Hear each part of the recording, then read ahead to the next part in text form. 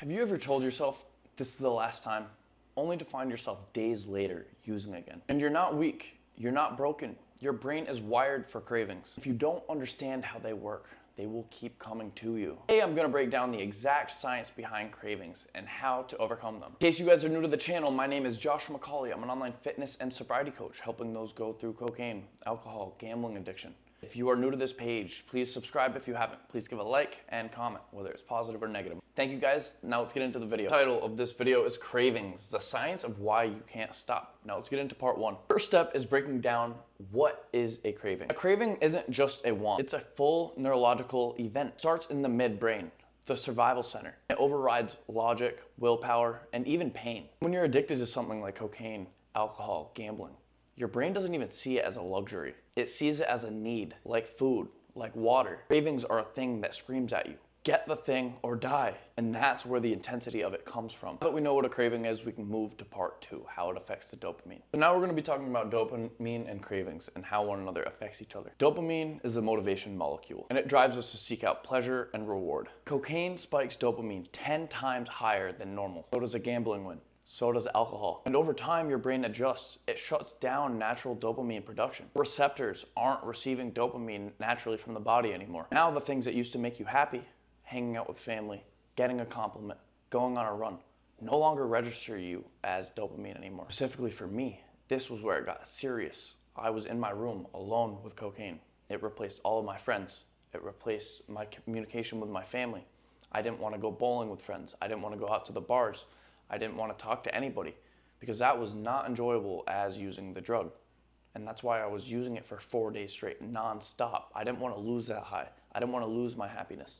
So we're going to be talking about cues, triggers, and cravings. So let's get into it. Start this off, a craving is triggered by a cue. So a cue could be a variety of different things, whether it's stress, sadness, anger, smell, place, or even a thought that gets you to thinking about it. Big one for cocaine users is the smell. They love it. Brain will associate all of these things with a dopamine reward. Starts fueling that fire of a craving. One for a lot of people is a thought. You are hungry.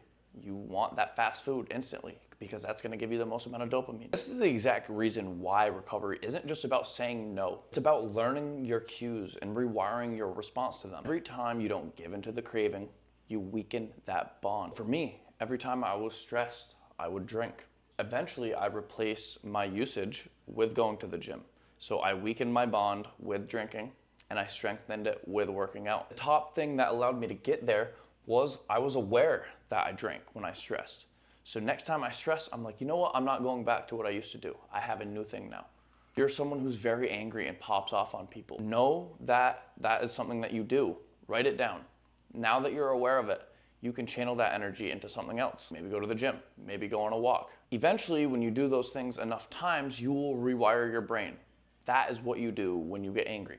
That is what you do when you get sad. Now we're gonna be talking about how do you fight back your triggers, your craving. And the number one thing on this list is delay. Tell yourself, I won't use now, but I will in 10 minutes if I want to. Because most cravings die down within 10 to 15 minutes. So give it a little bit of time. Number two biggest thing is change your state. Leave the room. Leave that place, take a cold shower, on a walk, change your physical location any way you can. These are all tools that you need to equip in your tool belt to have when you are facing a craving. Leaves us number three on the list, interrupt the pattern, whether it's chewing gum, journaling, talking to someone on the phone. You have to remember, a craving comes in a short burst, 10, 15 minutes. So if you're doing something to take your mind off of it, that will reduce your craving. And number four is an identity shift. I talk about this all the time. I'm not someone who uses. I am someone who is strong. I am sober, not I'm trying to quit. Can't erase cravings entirely, but you can outlast them. And every time you do, you take your power back. I want you guys to know, cravings are not a sign of weakness. They're a sign that your brain adapted to survive something, never meant to endure. Now, it's your time to heal. Work with high-performing men and women battling this every single day. Cocaine, alcohol, and gambling. And the ones who win, they learn the science and rebuild their life around the healing. If you're ready to stop letting cravings control you and ready to take back control of your life, DM me start on Instagram, Josh McCauley _. You don't have to do this alone. Thank you guys for tuning into another video. In case you're new here, please hit the subscribe button. Like, comment, give feedback. I'm always looking to learn, but catch you guys in the next video. Peace.